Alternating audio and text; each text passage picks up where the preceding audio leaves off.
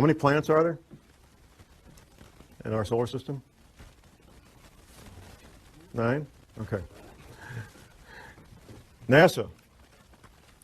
Never a straight answer. NASA. July 29th, 2005, announced the finding of the 10th planet, named Xena. Do a Google search. They did. Don't take my word for it. NASA announced the finding of the 10th planet, named Xena, 29th of July, 2005. Parade magazine and the Sunday newspaper. It was the front cover of the January 15th, 2006 edition.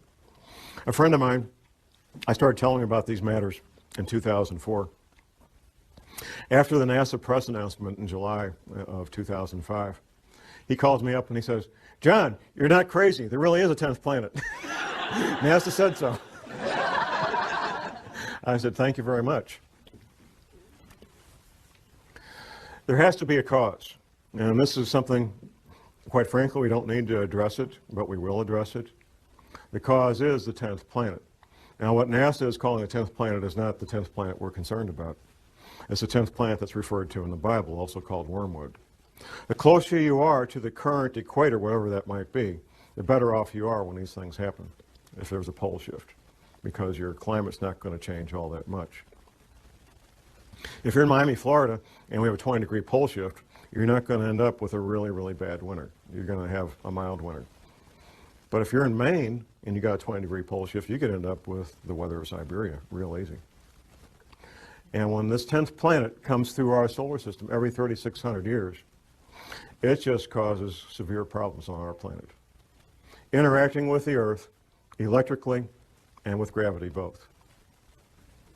This matters going forward. We're in a live exercise here. We're in a live exercise here. We're in a live exercise here. The DC Chief Medical Examiner, Roger Mitchell, we're in the disaster morgue. Tell us about this. Let's walk through it. So the field disaster morgue is a deployable military-grade tent structure that we're using for a field morgue operations. We're having an exercise,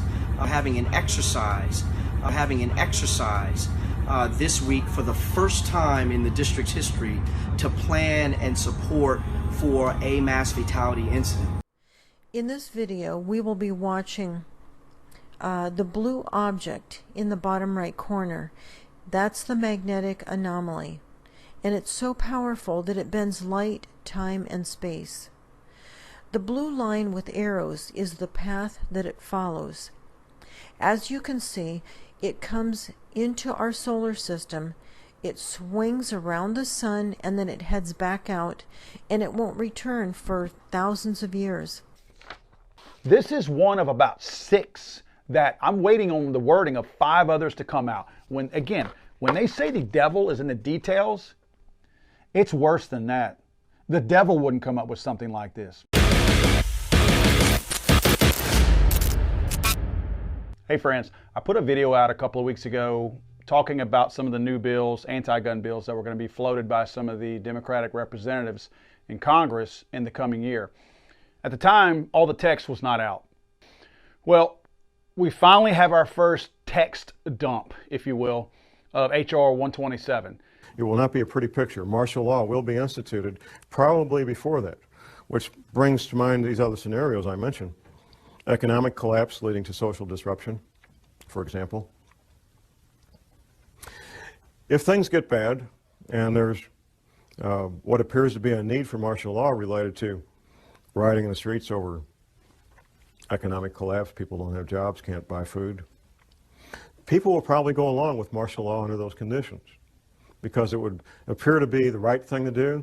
It would look like a way to get things back to normal, so people will go along with martial law under those conditions.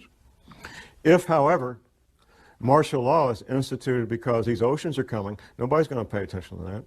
They're going to get out of Dodge. They're going to get out of Dodge. They're going to be gone. And martial law or no martial law, they're going to be gone. If martial law is instituted and there's a lockdown before that, then they'll have a better chance of maintaining martial law. I've lived under martial law for a year in Vietnam.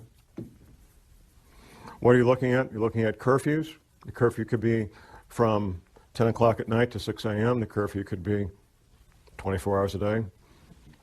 Restrictions of sales of firearms, ammunition, and alcohol. Rationing of fuel, rationing of food, potable water rationing, possibly rationing of electricity. We've seen that in Iraq a lot, depending on what's going on. Martial law is not a fun thing to be part of or live under, even if you're part of the occupying force, because it changes your life.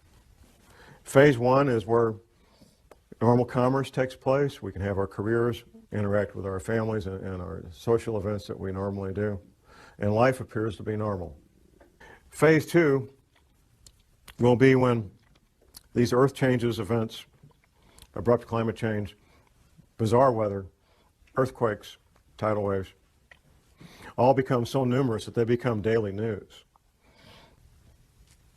Phase three will be a relatively short period of time. It may be a matter of a few days, maybe a week. It won't be long. At some point, people will realize that things are very strange and very dangerous, and they'll start doing things they normally wouldn't do. I've heard any number of people tell me, they say, John, the government doesn't want to create panic. That's why they're concealing this. No, the government's not concerned about panic. What the government's concerned about is business owners making very rational, very logical decisions that I'm locking the door and I'm out of here. We're going to go down through this.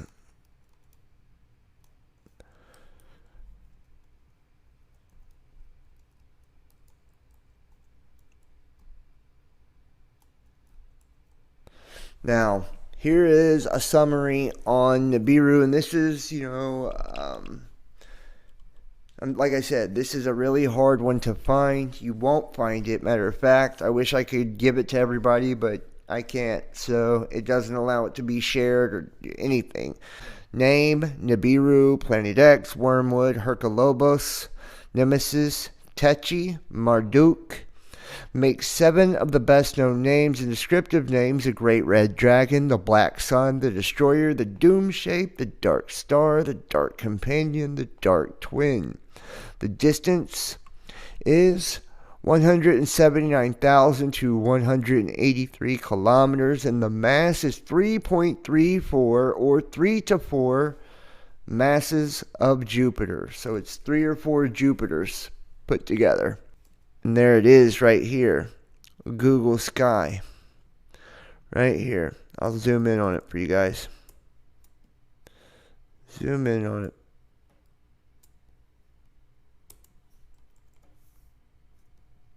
Right there. That's in Google Sky.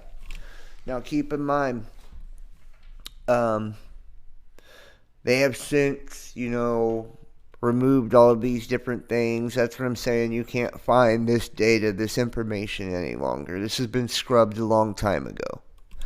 But this is supposed to come from very official sources.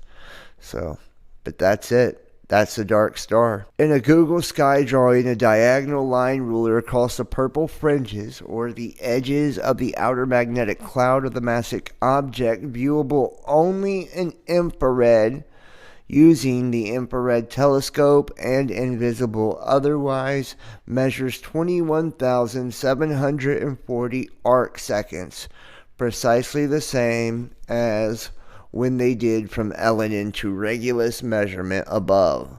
There it is. There it is, guys. This thing is a bad bitch. I'm just telling you right now. It is bad. bad. And this right here is from the strong. It's got such a strong magnetic pull. This is the darkness around it, as it's not allowing light to escape, creating an incredible heat. Morning, guys. So, what if I told you that Donald Trump was still president? What if I told you that Biden's just there for a show, so Trump can get himself situated? His continuity of government's been instated. What if I told you that the military is in place everywhere because martial law was instated as well, and that everything that's been going on has all been bullshit to make sure martial law was in place, like the gun bill, the border being open, turning everybody into domestic terrorists, all to make sure that martial law was in place all over the country so nobody can get out of line, because it's the last step before they make an announcement and tell everybody what's going on. You can't impeach a non-sitting president, for one, and that's the only way they could legitimately do it. And two, Biden has signed 47 executive orders, more than any president's combined, which is insanity. And making ludicrous executive orders that screw the country and fuck the country into a coma. Absolutely. And that's supposed to stand? Nobody cares? I find that very hard to believe. But they're steady flying in more troops. Russia's doing the exact same thing. And the United Kingdom and other countries all doing the same thing with the military, their capitals, their governments, their people, all at the same time. It's not for coronavirus. That didn't work. Everything else is working. So when it's all said and done, they're all in place. All the elites and the unelites, the scumbags and the governments, the presidents, the Bible people, important people, are all situated and safe. Meanwhile, we're left to bleed. We're left to die. Okay. I know y'all watched Colonel Moore's video. If you haven't, watch one of my videos. If you don't believe me, maybe you have to believe it. Maybe you'll believe him. Watch that video if you haven't watched it, because everything that man said has now happened. There's only one thing left: an announcement of a extinction level event or something catastrophic to the world. This is all true. It's all happening. And if you don't believe it, I don't give a shit. You will soon enough. I ain't been wrong. I haven't told y'all wrong yet. It's very, very obvious. Most people just don't see it that way. I mean, it's all been theater ever since, right before the inauguration. They've known what was coming. Donald Trump's the one that called the troops into Washington. Don't you know that? Pay attention. You're going to see what I'm talking about real soon. Love you guys. Get your shit together. It's going to take all of us together to survive what's happening. All of us. Have a good day, guys. This topic, as far as the U.S. government is concerned, is one of the most highly classified matters that the government deals with. I've interviewed dozens of people, read thousands of pages of books, watched a number of documentaries, and still get new information every week. What you'll be hearing in this presentation is a very compact version of what's taking me literally 27, 28 years to learn. 2016, things will start to get bad. Abrupt climate change, the rising ocean. Now what NASA is calling the 10th planet is not the 10th planet we're concerned about.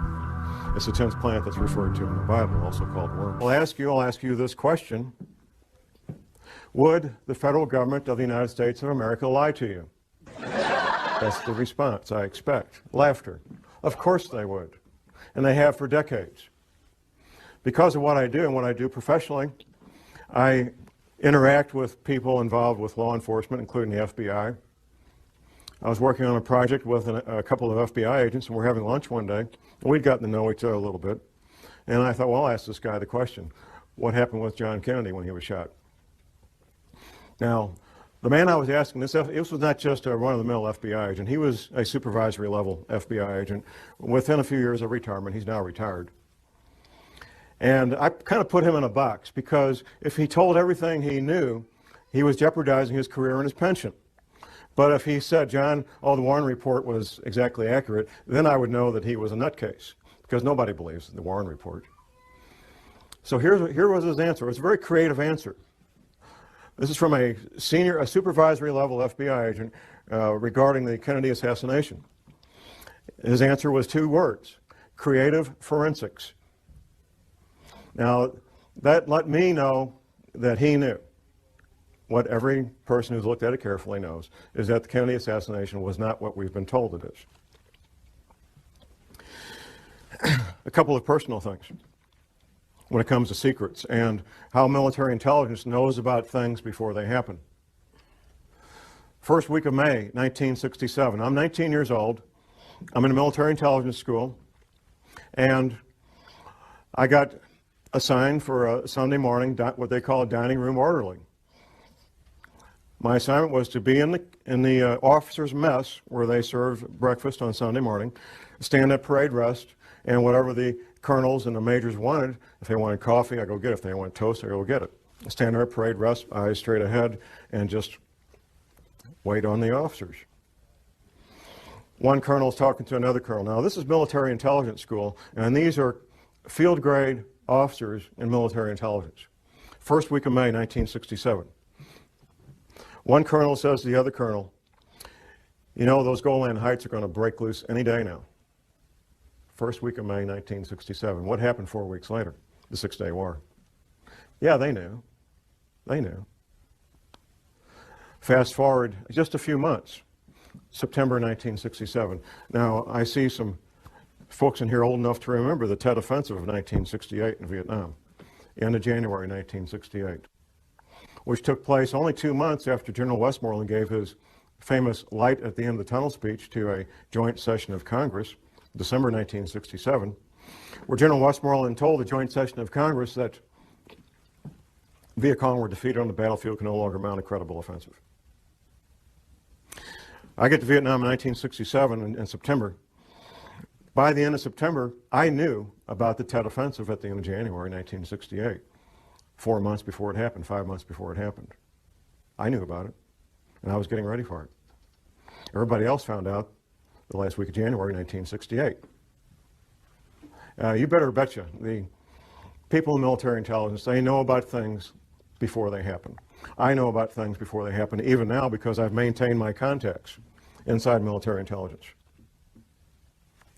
What you're going to learn today is known by the major world governments. I doubt the president of Zimbabwe knows what we're going to talk about, but the heads of England, Canada, United States, Russia, China, they all know, and they're making preparations. The Vatican knows, and I have some local connections there that I know about the Vatican and what they're doing. The Fortune 100 companies, they're getting ready and being prepared. My first-hand awareness began in year 2000. 2 different men, friends of mine, they're both researchers. They approached me and they said, John, there's this thing that's going to happen. We're not sure about the date, but it's going to happen. When it does, there's going to be abrupt climate change. There's going to be 200-mile-an-hour winds. The growing threat of climate change could define the contours of this century more dramatically than any other. But I knew these men well enough that I trusted what they told me, and I went to a confidential source and I said, check this out. I need to find out if this is true. And my confidential source, a friend of mine, he says, oh, John, that's silly. That can't be real. But he trusted me and knew me well enough to check it out. He gets back with me a few weeks later, and he says, John, it's exactly what you said it is. It's coming, it's going to hit us, it's going to hit us hard. And there's going to be 200-mile-an-hour winds. And there's going to be massive tidal waves and earthquakes and all the rest of all the things that you said. That was in the summer of 2000. And what should give us hope that this is a turning point? That this is the moment we finally determined we would save our planet. My research has continued. I've continued to develop my sources and put the whole thing together so I can make this presentation. I've got copies in the lobby that I'll make available for anybody that wants it. It's the Department of Defense study done by a private think tank about abrupt climate change. Now, the Department of Defense spent many thousands of dollars to have this private think tank put this paper together. And I've got a quote from this, and this, what I've got out here that you can get is the open source unclassified version. The classified version I haven't been able to get my hands on. But here's the first paragraph of that paper by Peter Schwartz and Doug Randall. Recent research, however, suggests that there is a possibility that this gradual global warming could lead to a relatively abrupt slowing of the ocean's thermohaline conveyor, that's the Gulf Stream, ladies and gentlemen, which could lead to harsher winter conditions, sharply reduced soil moisture, and more intense winds in certain regions that currently provide a significant fraction of the world's food production. With inadequate preparation, the result could be a significant drop in the human carrying capacity of the Earth's environment. That means people are going to die. That's what that means. Has anybody seen the film The Day After Tomorrow? Anybody? Okay, a few. There's some science in there and some science fiction. If you haven't seen it, I would urge you to get a copy from the library, borrow a copy, whatever it takes. The opening scene is something, it's a dramatic interpretation of what really did happen, which was Larsen Ice Shelf B breaking away from the Antarctic continent. That really did happen. Very dramatic event. Now, some of the science in there is what will be happening in the future with abrupt climate change. The science fiction in that film is what's going to cause it. And the science fiction is human activity creating CO2 greenhouse gases. That's the science fiction.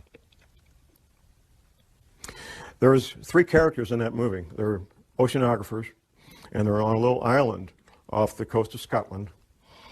And quite frankly, they could be anywhere because you can do this from your home if you've got internet access. There's buoys out there in the Atlantic that give 24-hour, 7-day-a-week readings of the ocean temperature. And anybody can do this any place. You don't need to be on a little island off the coast of Scotland. So they're sitting there watching the ocean temperatures off the coast of Scotland. And then there's a dramatic drop in temperature on one buoy, then another buoy, and so forth. And what they're watching is the North Atlantic thermohaline conveyor, which is also called the Gulf Stream. From my private sources, I know that in real life, not in Hollywood films, but in real life, PhD oceanographers, 24 hours a day, 7 days a week, are actually doing that on both sides of the Atlantic, and they're very, very concerned. Just a couple of years ago, there was an announcement the Gulf Stream had slowed down by 30%. My private sources tell me it's been more than that. Now here's the deal. You look at a map of the world, and you've got England, Ireland, and Scotland here, and you've got Moscow here. They're both the same distance from the North Pole. They're both the same distance from the North Pole. England, Ireland, Scotland, and Moscow. What's the difference? I mean, they rarely see any serious snow in England, Ireland, and Scotland. They don't have furnaces like we do because it doesn't get to be 10 degrees. And they certainly don't have the winters of Moscow, even though they're the same distance from the North Pole. The reason they don't is the Gulf Stream. The Gulf Stream is that ocean of warm water that comes up from the Caribbean, the Gulf of Mexico, up the east coast of the United States, goes over and down past England, Ireland, and Scotland, past France, goes on south and makes a big circle. That's the Gulf Stream. That's what gives England, Ireland, and Scotland the very temperate, mild winters that they've always enjoyed. The best PhD oceanographers on the planet know that it's slowing down, and they know it's going to stop. There's some disagreement about when. And because there's some unknowns that they have to try to do some guesswork. But here's what makes the Gulf Stream work. It's the salt content. It's the salinity of the ocean. The salt content of the ocean allows that big engine to pump that water up, go over and come back down and do that big circle of thousands of miles. The salt content is changing because of melting freshwater ice in Greenland and melting freshwater ice in the Antarctic. Now, the melting ice at the North Pole doesn't make any difference because that's floating salt water. So it doesn't make any difference. When it doesn't change the sea levels, it doesn't change the salinity of the ocean. This fresh water being introduced into the ocean is reducing the salinity of the ocean. That's slowing down the Gulf Stream, and at some point, it will stop. 3 years, 5 years, 20 years, I can't tell you when. And the best PhD oceanographers on the planet can't tell you when. They can tell you it's about to happen, though. As I started tracking this matter of abrupt climate change and rising ocean levels, I incorporated into casual conversations with people I knew and came in contact with. I was having lunch one day with a friend of mine. This friend is a veteran of the U.S. Navy Submarine Corps. And I was talking about what would be causing this, because I did pretty quickly learn what would be causing the rising ocean levels and abrupt climate change. And my friend starts telling me what he heard at a classified U.S. Navy briefing. And he went on about how the Navy had told everybody in the submarine corps about rising ocean levels and what that would mean, and why Navy retirees should consider moving to the Arkansas, Missouri Ozarks, because the Navy was telling, and is still telling these men, that the Arkansas, Missouri Ozarks are one of the known safe havens when all these events take place.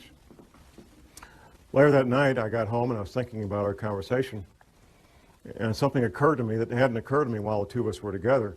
And it occurred to me that we were talking about the same thing. I was talking about the cause, and he was talking about the effect. At that point, I also remembered a map that a patient of my wife's a chiropractor, had brought in and showed my wife back in the mid-'80s, of what North America would look like after the oceans rose to their new levels. Now, at the time, I thought, this lady needs a tinfoil hat real bad. That's the only thing I could think of. It was a beautiful full-color map done by a psychic. But I always remember the map. I have a very good memory about things that I choose to remember. And I thought about this map, and I called my friend on the phone, and I said, I got this map. I want to send it a copy of it. I got a little copy I found on the internet, 4 by 4 inches. So I sent it to him by email. And my friend looks at it, and he says, well, from the Rocky Mountains east, it's very accurate compared to what the Navy showed us, with one exception. Wisconsin's gone on the Navy's map. Wisconsin is still there on Scallion's map, Gordon Michael Scallion, well-known psychic. And from the Rocky Mountains west, it's not even close to what the Navy says, not even a little bit close. So I went ahead and ordered a copy of Scallion's map, a full-size version of it, and I get together with my friend, and he goes over the entire coast of the United States, East Coast, Gulf Coast around Florida, down to Texas, West Coast on up to Washington. And he shows me in great detail where the Navy said the new shoreline was going to be. He also told me that the East Coast would take damage up to the Blue Ridge Parkway. Now, the Blue Ridge Parkway runs north-south on the east side of the Appalachian Mountains, about 100 miles from the coast. Now, you have to keep in mind, this is not John Moore. This is U.S. Navy in classified briefings telling these men what would be happening in the future. Since talking to my friend, I've also interviewed 3 more Navy veterans. One was an officer in the submarine corps. Another was an intelligence officer from another service assigned to the submarine corps for a 3-year tour of duty. And the third guy was a Navy veteran. Fourth guy, actually. A friend of mine, he's a college professor, and I was at his college class on international relations giving a presentation on terrorism. The other presenter was this former intelligence officer. So we finish our presentation to college students on terrorism, and we go to a pizza place in Rolla. And there's 4 of us. Myself, I'm sitting here, the retired intelligence officer, his wife sitting next to me, and the intelligence officer himself sitting across from me, and my friend and college professor is right over here. Once I found out that he did a 3-year tour of duty with the submarine corps, I knew I had to ask the question. I might never see this man again in my life. I got to ask the question. Now, we haven't talked about rising ocean levels. And this you have to keep in mind, this is a basic tool of investigative work, is interviewing witnesses at different times and different places, interviewing witnesses that don't know each other. You want to get to the heart of a matter, that's the way it's done. You find witnesses who don't know each other that have the same information, and you interview them at different times, different places. So I asked him, tell me what you know about rising ocean levels. His wife, sitting next to me, before he can even speak up, his wife sitting next to me says the following. We were on our last duty assignment, and we were at the Pentagon. Now, we've been all over the planet, typical military family, and we had to pick a place to retire. We chose the Arkansas, Missouri Ozarks because of rising ocean levels. I had my answer. I had my answer. We talked about that a little bit more. A few weeks later, I made a lunch appointment with him, and I brought the map with me that I'd revised after going over with the first submarine veteran. I brought it with me. We met at Steak and Shake, had lunch, and I had him revise the map even further, getting a few more details in there. The third submarine veteran, retired submarine officer, he's one of my pistol students. We had lunch and we talked, and he says, John, I signed these non-disclosure agreements. If I tell you what I know, I could lose my pension. I have to be out 5 years before I can tell what I know about rising ocean levels. I've only been out 3 years. I said, well, can you blink your eyes once for yes and twice for no? Then you won't be talking. He says, yeah, I can do that. The retired submarine officer verified what the other two submarine veterans had told me earlier. Word for word, detail for detail. And he also, this is the third man who had chosen the Arkansas, Missouri Ozarks for his retirement home.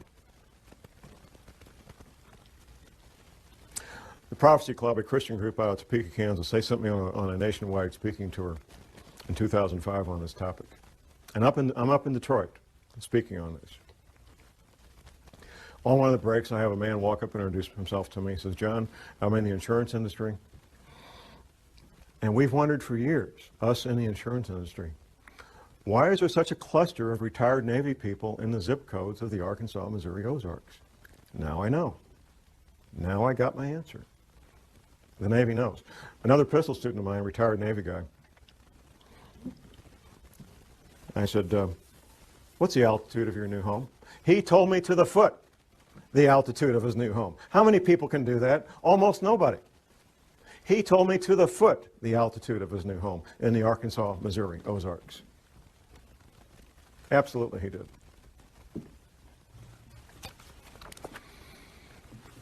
How many planets are there in our solar system? 9? Okay. NASA. Never a straight answer. NASA. July 29th, 2005, announced the finding of the 10th planet, named Xena. Do a Google search. They did. Don't take my word for it. NASA announced the finding of the 10th planet, named Xena, 29th of July, 2005. Parade magazine and the Sunday newspaper. It was the front cover of the January 15th, 2006 edition. A friend of mine, I started telling him about these matters in 2004. After the NASA press announcement in July of 2005, he calls me up and he says, John, you're not crazy. There really is a 10th planet. NASA said so. I said, thank you very much. There has to be a cause. And this is something, quite frankly, we don't need to address it, but we will address it. The cause is the 10th planet. Now, what NASA is calling the 10th planet is not the 10th planet we're concerned about. It's the 10th planet that's referred to in the Bible, also called Wormwood.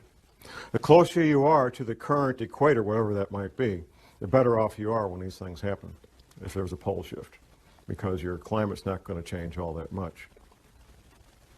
If you're in Miami, Florida, and we have a 20-degree pole shift, you're not going to end up with a really, really bad winter. You're going to have a mild winter. But if you're in Maine and you got a 20-degree pole shift, you could end up with the weather of Siberia real easy. And when this 10th planet comes through our solar system every 3,600 years, it just causes severe problems on our planet. Interacting with the Earth electrically and with gravity both. The back of your paper, no need for panic, there is a number of books cited that you can get from the library or purchase from different authors that talk in great detail about these planetary matters. Professor James McCanning, who is a credentialed scientist, has written a number of books on this. He's a real astrophysical scientist, and he knows about this stuff. I'm a private detective and a researcher. I'm not a scientist. But I can tell you what the scientists say, because I've read their books. And I can tell you what Dr. Velikovsky said, because I've read his books. And I can tell you what the Bible says, because I've read the Bible. And all these things are true, and all these things are in the process of happening right now.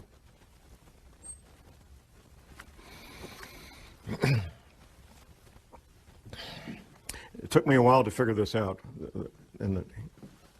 for the following reason. All these Navy veterans, they were all told about abrupt climate change and rapidly, violently rising ocean levels. And I was trying to figure out, and I finally figured out in the past 12 months, where is all this water going to come from? Because the men that I was interviewing, they were in the audience, like you guys. They weren't the scientists.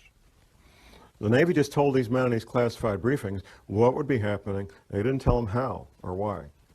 They didn't need to know. They told them what would be happening. They told them that these oceans would become violent and have massive, violent tidal waves that would wipe out all areas near the coast. Up until last year, I was thinking, oh, melting ice at Antarctica, melting ice at Greenland. But how could it melt that fast? Well, it can't melt that fast, even with what we're going through. It turns out the answer was right in front of me all the time. There's a quote from Velikovsky that I'll be reading here in a moment when we get to it. It turns out that the knowledge is something all oceanographers know, and a lot of people in geology departments in every university knows. There is a bulge of water at the equator. Now we're talking about sea level here. Sea level is measured at Cornwall, England. It's a couple hundred years ago. England was kind of running things when it came to oceans, and they got to pick where to measure sea level, and they measured it at they got a big rock. There's a line there. That's sea level. It turns out that sea level varies as much as 494 feet up and down from that rock in Cornwall, England. Now that's like a 50-story building. I mean, it's a lot of water. And there's a bulge of literally millions of cubic miles, 1 mile by 1 mile by 1 mile, cubic miles. Millions of cubic miles of water bulge at the equator of this planet. It wasn't common knowledge for John Moore, I found out. It's not common knowledge for most people. It's held in place by two things, the rotation of the Earth and gravity. Anything that changes our true north, our pole, by more than just a couple of degrees will cause that water to be disrupted. And there's a technical term for it, slosh. And there's records locked up in bones and stone of this having happened in the past. Velikovsky talked about it extensively in his books. Talk a little bit about this water damage. You have a map in your handout. Now, from Washington, D.C. to Boston is basically one big city. Since World War II, that's what it's become. One big city. All that's going to be gone. Going down the coast to Atlanta and down to Florida. Florida, the highest point in Florida is on the Panhandle, 55 feet above sea level. Florida's finished, except for a small part of the isthmus, maybe. And that's a big maybe.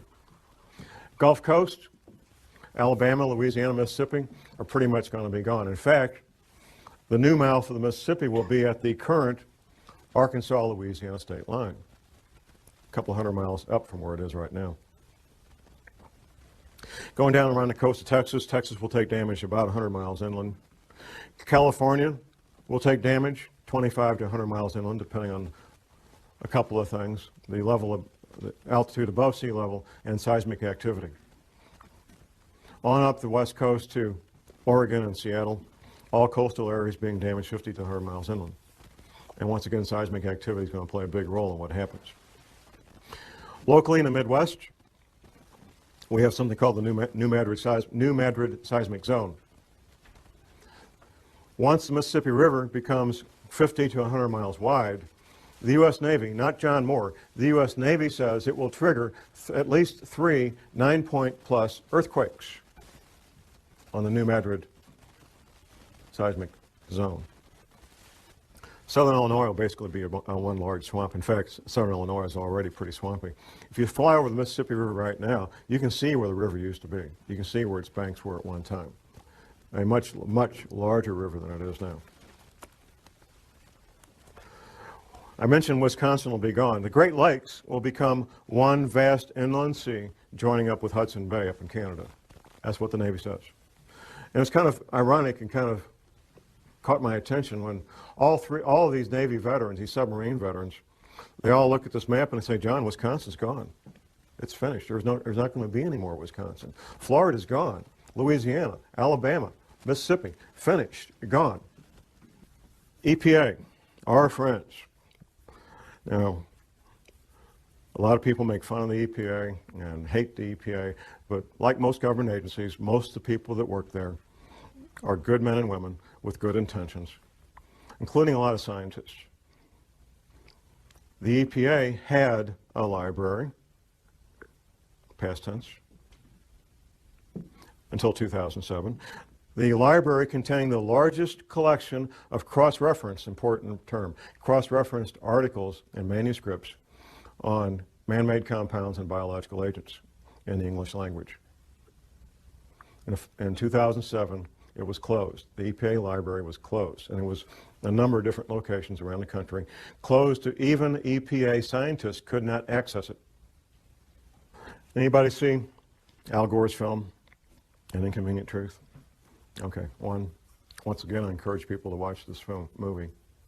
There's some science in there, some science fiction. The science is about what will happen in the future, abrupt climate change and rising ocean levels. The science fiction is what's causing it. It's not man-made greenhouse gases, like he says. That's a distraction. And that tactic was decided on many, many years ago, sometime in the late 70s, early 80s, that they would use that as the pretext to keep people thinking things are going to be okay. The science leaves out something, and the science fiction adds something. Al Gore gives a timeline for when these events are going to happen. Abrupt climate change and rising ocean levels.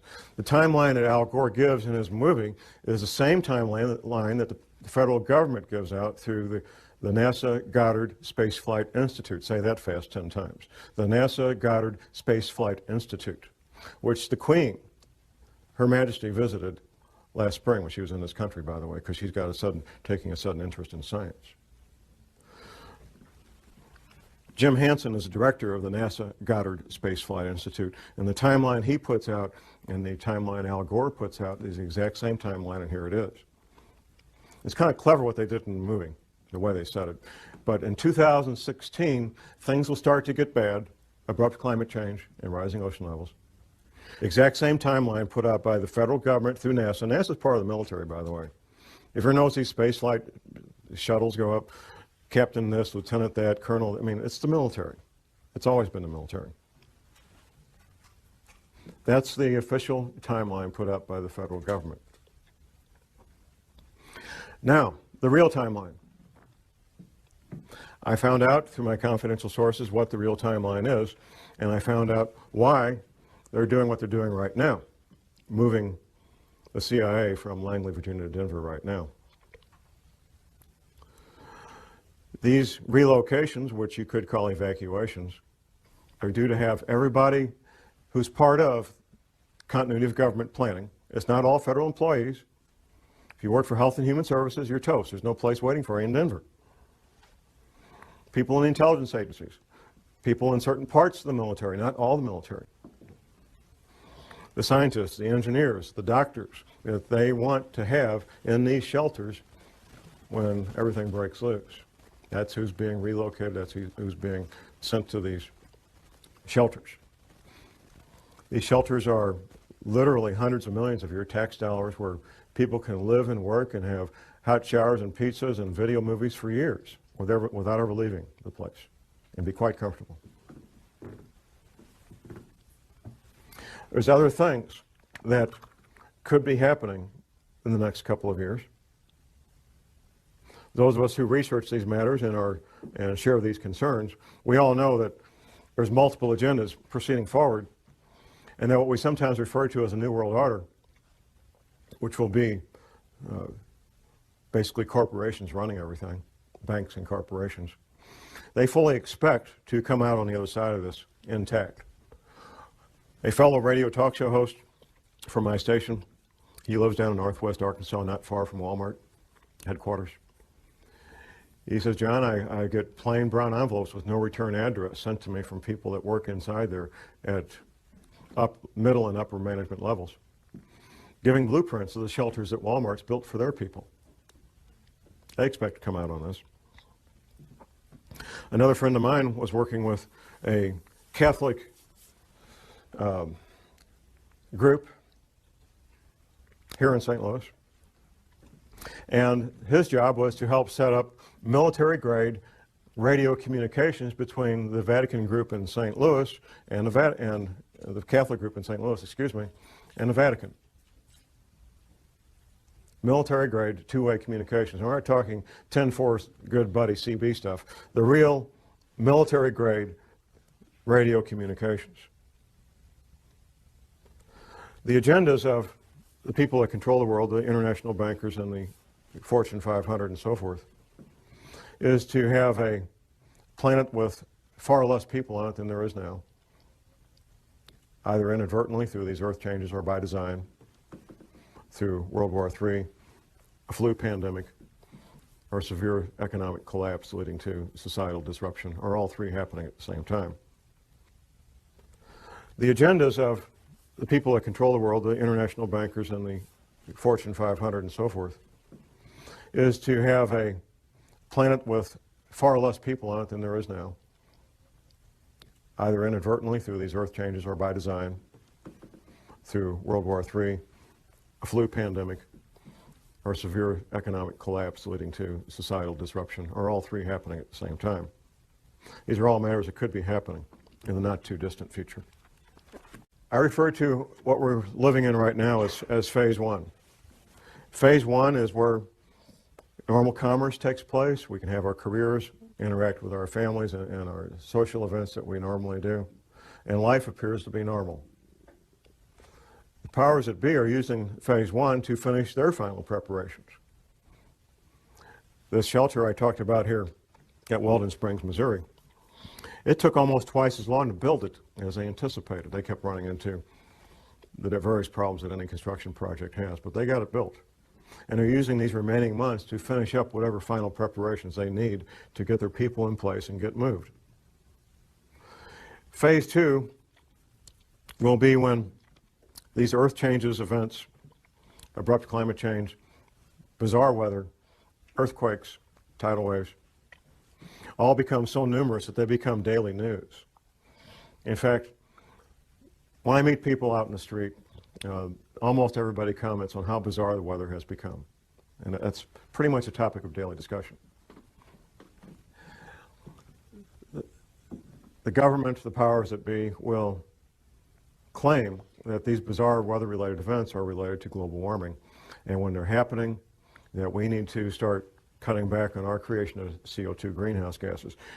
Since I've been watching these matters the past 9 years, I watched it incrementally become a bigger and bigger media event, up to the point where Al Gore got the Academy Award for Best Documentary in 2007. Then it was like, we're off to the races. Up until that award, or that Academy Award, global warming related news stories was maybe twice a week. That was about what I was seeing.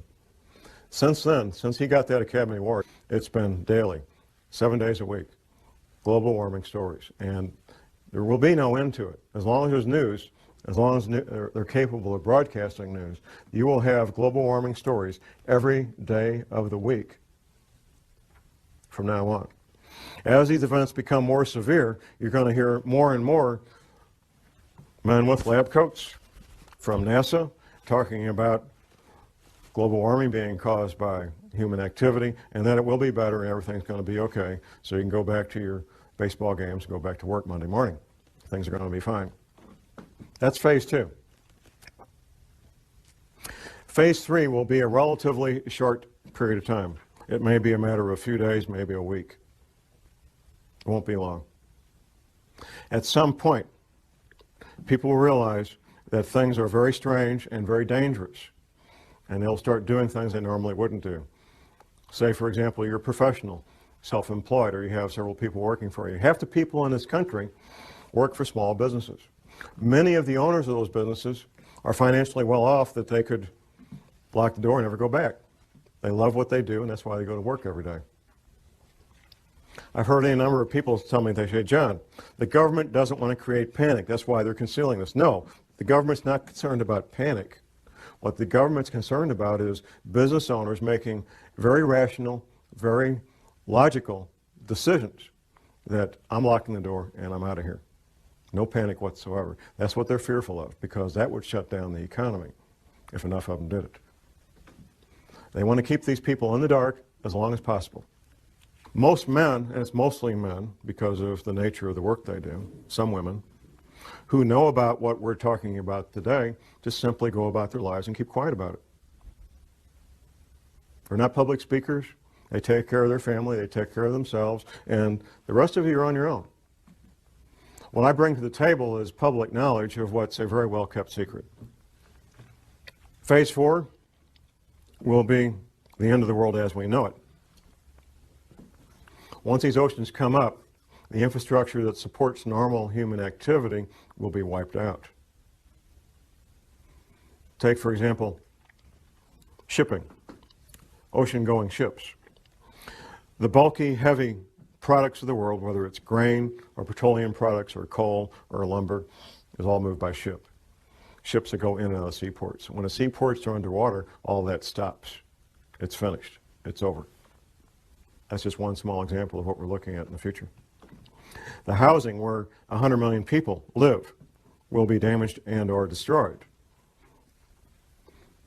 The potable water that these people rely on will no longer be potable. The food that they rely on to eat will no longer be available. It will not be a pretty picture. Martial law will be instituted probably before that, which brings to mind these other scenarios I mentioned.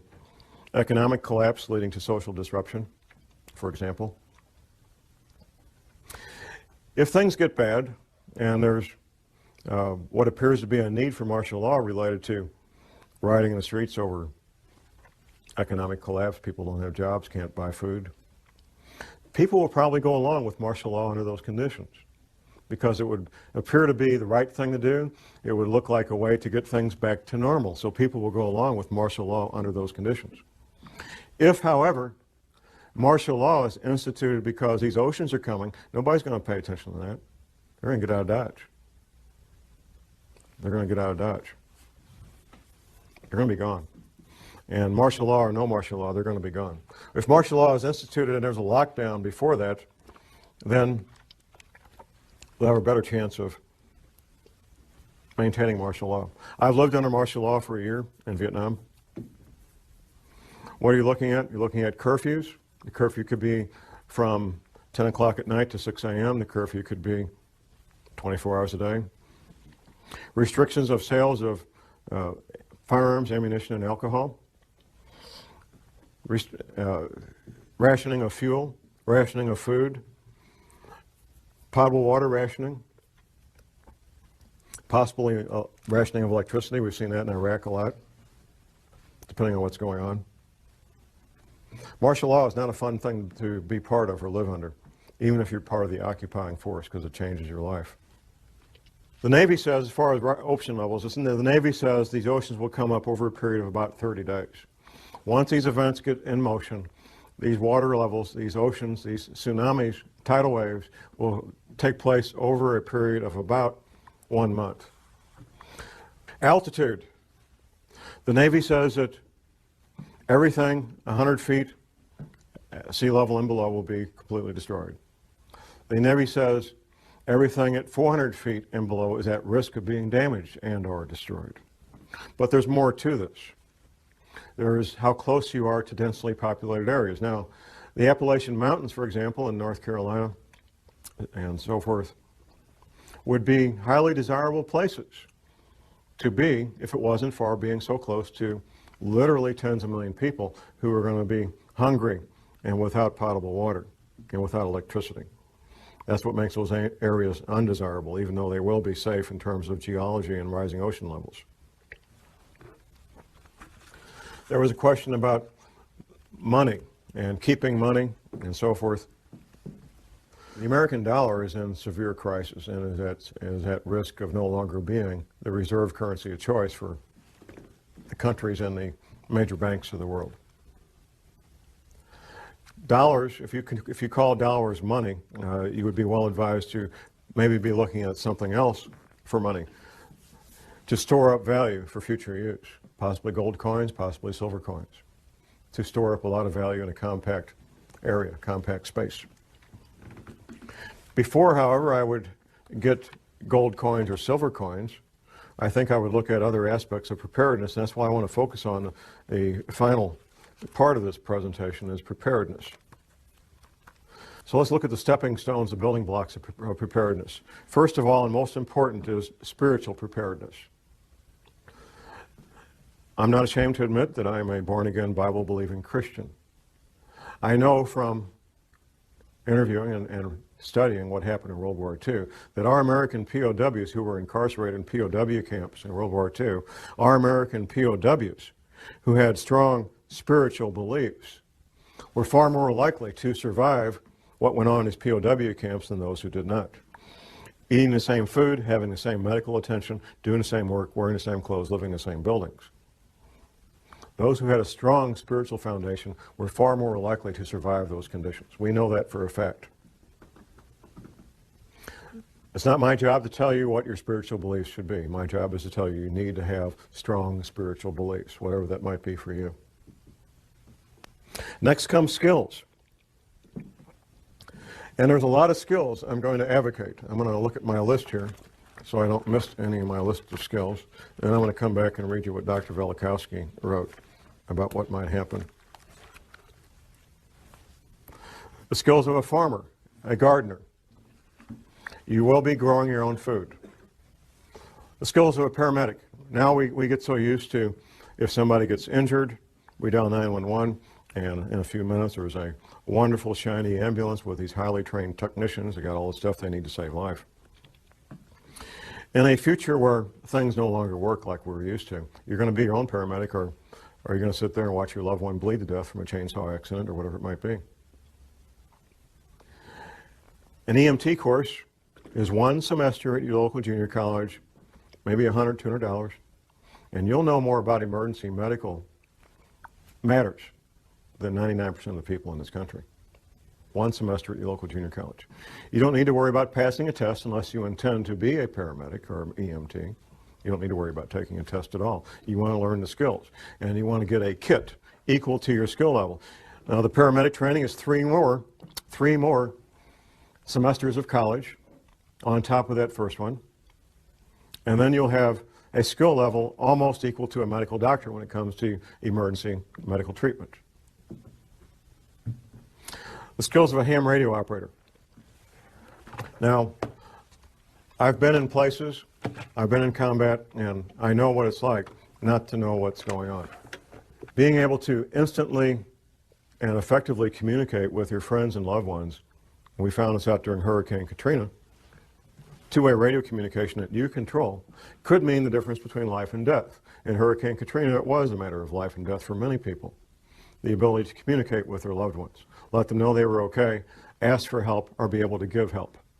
The skills of a backpacker, being able to carry everything you need on your back, your shelter, your clothing, your hygiene needs. Being able to clean yourself out in the field, prepare food out in the field, and do so in a manner that doesn't make you sick. Being able to take water out of a stream and filter it so you can drink it without getting sick. All the things that a backpacker knows, the skills of a soldier. In a severe crisis, like Hurricane Katrina, for example, you're your own cop, you're your own soldier, or nobody's protected. That's what it comes down to. You become your own soldier, you become your own police officer, and you protect your loved ones because of these skills that you learn. Animal husbandry. In a severe long-term crisis, having goats and sheep and chickens and ducks and rabbits can mean the difference between a fairly good and healthy diet and one that's terribly lacking in protein. It's extremely difficult to get the protein you need from an all-vegetable diet. Extremely difficult. The skills of a carpenter, of an electrician, of a plumber. Things that we may call up a professional to do now, you will be on your own to make these repairs. The skills of an automobile mechanic. All these skills take years to learn, and you can't learn them out of a book, at least not and be very effective. There's some things you can learn out of a book, but without practical application, you're just guessing at how this stuff works.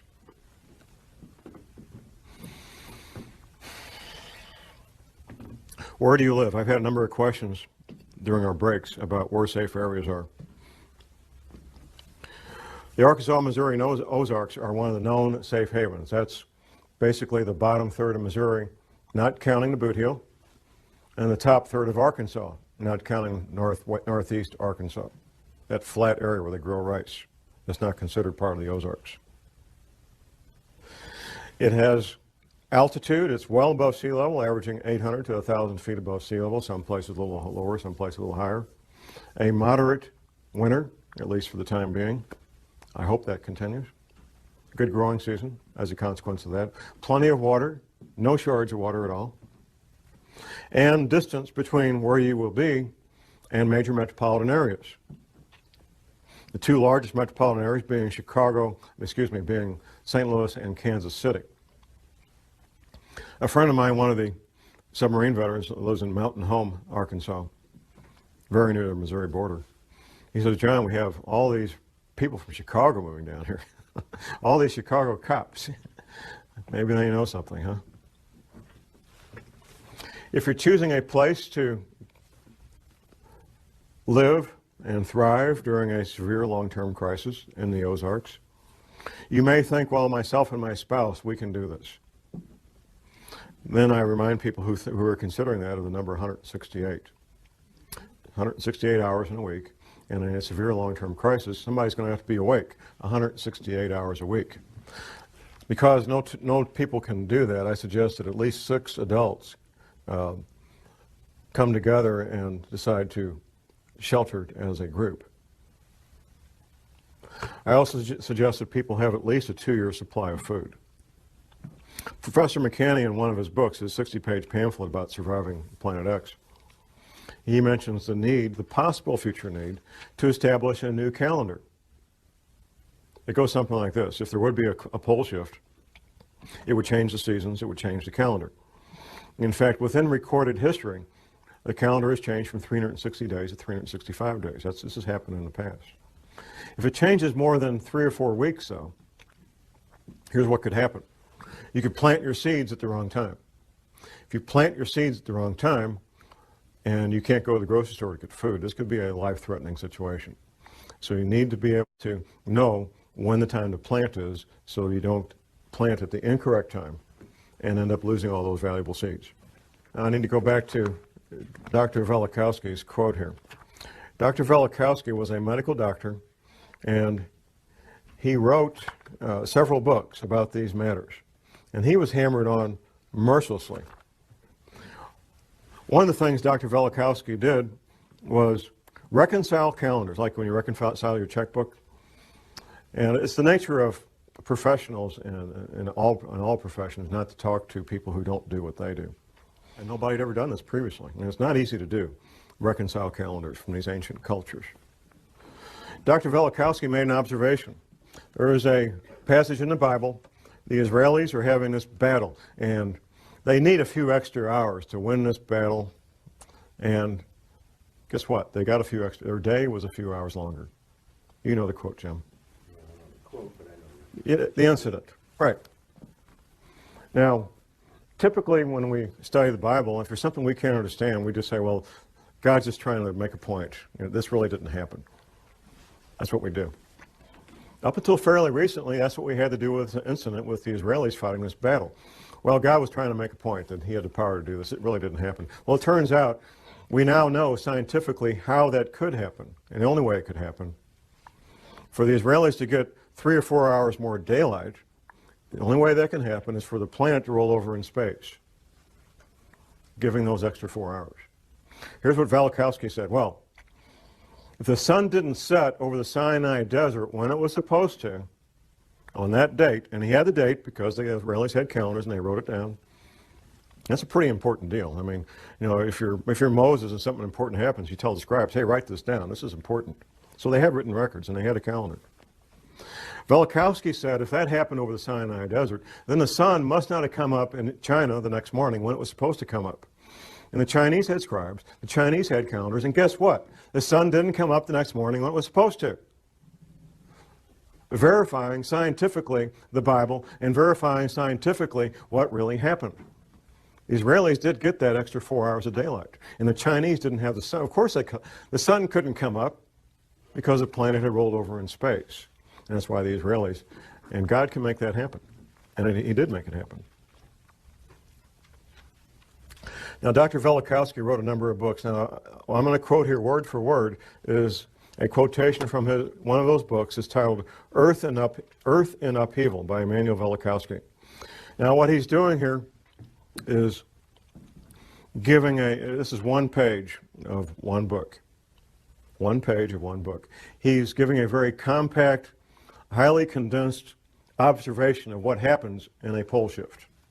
Observations based on what he found going around the planet and finding the evidence. It's titled A Working Hypothesis. Let us assume as a working hypothesis that under the impact of a force or the influence of an agent, and the Earth does not travel in an empty universe, the axis of the Earth shifted or tilted. At that moment, an earthquake would make the globe shudder. Air and water would continue to move through inertia. Hurricanes would sweep the Earth, and seas would rush over continents, carrying gravel and sand and marine animals, casting them on the land. Heat would be developed. Rocks would melt, volcanoes would erupt, lava would flow from fissures in the ruptured ground and covered vast areas.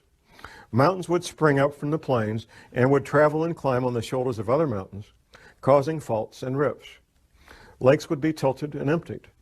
Rivers would change their beds. Large land areas with all their inhabitants would slip under the sea.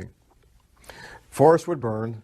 Hurricanes and wild seas would wrest them from the ground on which they grew and pile them, branch and root, in huge heaps. The seas would turn into deserts, their waters rolling away. And if a change in the velocity of the Earth's rotation, slowing it down, should accompany the shifting of the axis, the water confined to the equatorial oceans by centrifugal force would retreat to the poles, and high tides and hurricanes would rush from pole to pole, carrying reindeer and seals to the tropics and desert lions into the Arctic, moving from the equator up and down the mountain ridges of the Himalayas and down the African jungles, and crumbled rocks torn from splintering mountains would be scattered over large distances, and herds of animals would be washed from the plains of Siberia. The shifting of the axis would also change the climate of every place, leaving corals in Newfoundland and elephants in Alaska, fig trees in northern Greenland, and luxuriant forests in Antarctica. In the event of a rapid shift of the axis, many species and genera of animals on land and in the sea would be destroyed, and civilizations, if any, would be reduced to ruins. It paints a pretty bleak picture, and hopefully that won't be what we're in for. I can't stand here and prognosticate exactly what we're in for. I can tell you for a fact that the federal government has been spending hundreds of millions of your tax dollars getting ready for this since at least 1979, at least. That the Fortune 100 companies, or at least many of them, I don't know which ones, but many of them know about this. The major governments know about this and are making preparations. China and Russia both know about this and they're taking what precautions they think are important and need to be done. There's a lot of people and a lot of entities that know about this. I don't know what else I can tell you. I've answered every question that I'm aware of. My passion is to help people be safe. I've seen the consequences of not being prepared. I've seen violent death firsthand. I've smelled the bombs. I've seen the bleeding bodies. I've heard the screams of the people dying in agony. And it's not a fun place to be. My passion is to see people be safe. And I'll do anything I can to help people be safe and be prepared. That's my passion. That's why I'm up here doing this. And with that, I will ask that God bless you all and that God bless this country. And thank you very much.